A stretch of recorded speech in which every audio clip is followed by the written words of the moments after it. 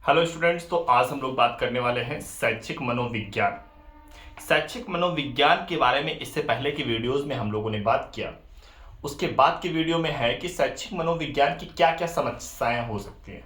तो शैक्षिक मनोविज्ञान की समस्याएं क्या क्या हैं इसके बारे में डिटेल में चर्चा करने वाले हैं, लाइन टू लाइन समझाने वाले हैं, लाइन टू लाइन पढ़ने वाले हैं, ताकि किसी में कोई समस्याएं ना आए। क्योंकि समस्याएं पढ़ने जा रहे हैं, अगर समस्या में भी समस्या आ जाए तो उस समस्या के बारे में डिस्कस करने का क्या ही फायदा, है ना। तो शिक्षा मनोविज्ञान बालक के व्यवहार को समझने में बहुत ही उपयोगी है। बालक का व्यवहार कैसा है इसको समझने के लिए शिक्षा मनोविज्ञान बहुत ही उपयोगी है। शिक्षा में मनोविज्ञान के बढ़ते प्रयोग ने शैक्षिक प्रक्रिया को बहुत आसान बना दिया। जो शिक्षण की प्रक्रिया है वह बहुत ही आसान बन गई। कब से? जब से शैक्षिक मनोविज्ञान आया। शिक्षा मनोविज्ञान व्यक्ति के मानसिक एवं सामाजिक पक्ष का विस्तार से अध्ययन करता है, फिर भी इसकी कुछ व्यवहारिक कठिनाइयां हैं।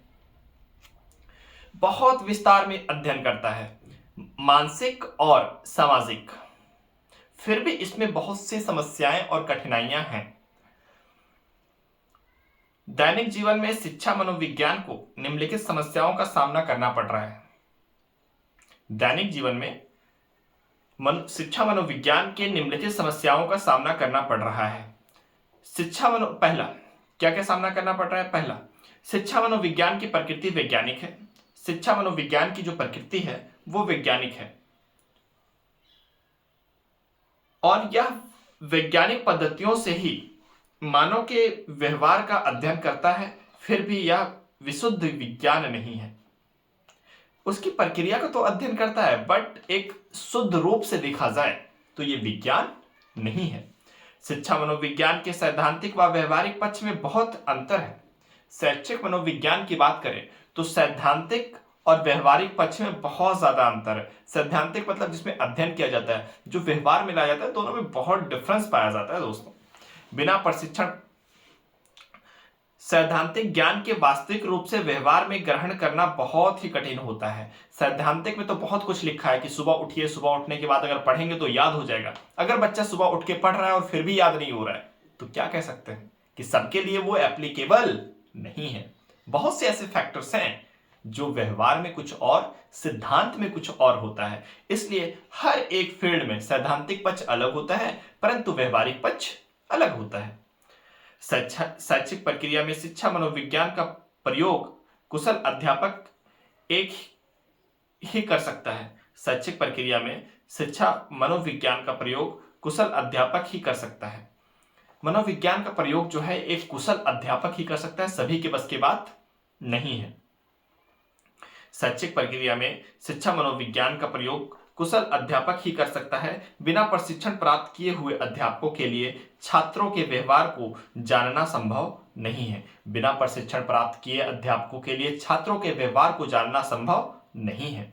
शैक्षिक प्रक्रिया में शिक्षा मनोविज्ञान का प्रयोग कुशल अध्यापक कर सकते हैं। इसका मतलब क्या? वो काफी वेल एजुकेटेड हो और एक्सपीरियंस्ड हो, राइट, स्किल्ड हो। बिना प्रशिक्षण प्राप्त किए हुए अध्यापक के लिए छात्रों के व्यवहार को जानना संभव नहीं है। शिक्षा मनोविज्ञान का शिक्षा में अनुप्रयोग और इससे जुड़ी परीक्षण बहुत महंगे पड़ते हैं। इस कारण सरकार प्रत्येक विद्यालय में इनको लागू नहीं कर सकती। सरकार इसे प्रत्येक विद्यालय में लागू नहीं कर सकती। क्यों नहीं कर सकती? अनुप्रयोग और इससे जुड़े परीक्षण बहुत महंगे पड़ते हैं। जैसे काउंसलर लगा दिया तो काउंसलर सभी सरकारी स्कूल में अवेलेबल नहीं हो सकता। क्यों नहीं उपलब्ध हो सकता? क्योंकि ये महंगे हैं। शिक्षा मनोविज्ञान का शिक्षा में अनुप्रयोग और इससे जुड़े परीक्षण बहुत महंगे पड़ते हैं। इस कारण सरकार प्रत्येक विद्यालय में इनको लागू नहीं कर सकती। फिफ्थ जो है, व्यक्ति का आंतरिक सोच और बाह्य व्यवहार में बहुत अंतर पाया जाता है। व्यक्ति के आंतरिक सोच, अंदर क्या सोच रहा है वो, और बाहर क्या कर रहा है, दोनों में क्या है? डिफरेंस पाया जाता है दोस्तों। इसका पूर्ण ज्ञान एवं मापन संभव नहीं है, क्योंकि इंसान के मन में क्या चल रहा है, कैसे चल रहा है, वह किस प्रकार कर सकता है, कोई मशीन आज तक नहीं बनी कि वह सोच क्या रहा है वर्तमान समय में। कितनी भी मेडिटेशन कर ले परंतु वो विचारों पर शून्यता हासिल नहीं कर सकता। व्यक्ति की आंतरिक सोच और बाह्य व्यवहार में बहुत अंतर पाया जाता है। इंसान के मन में क्या चल रहा है, इसका पूर्ण ज्ञान एवं मापन संभव नहीं है। शिक्षा में मनोवैज्ञानिक के परीक्षणों के परिणाम सदैव सत्य सिद्ध नहीं होते। शिक्षा में मनोवैज्ञानिक के परीक्षणों के परिणाम सदैव सत्य सिद्ध नहीं होते। शिक्षा में मनोवैज्ञानिक के परीक्षणों के परिणाम सदैव सत्य सिद्ध नहीं होते। अधिकतर मनोविज्ञान परीक्षण विदेश में अधिकतर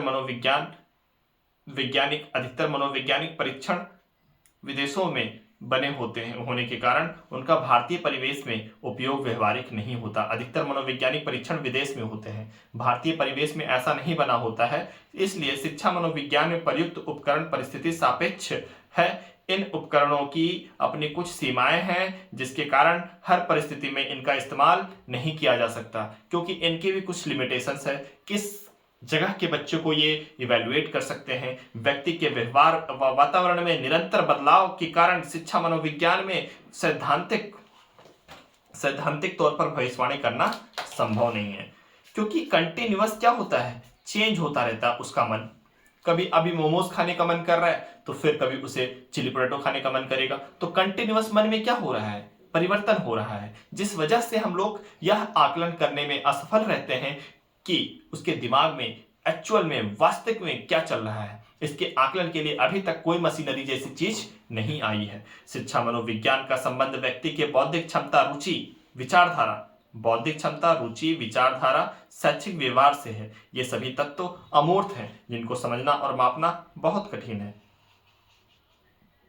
मूर्त और अमूर्त का मतलब समझते हैं आप?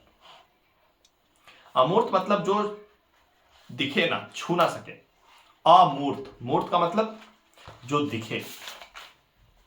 शैक्षिक मनोविज्ञान की विधियां, इसको हम लोग नेक्स्ट वीडियो में डिस्कस करते हैं। थैंक यू दोस्तों।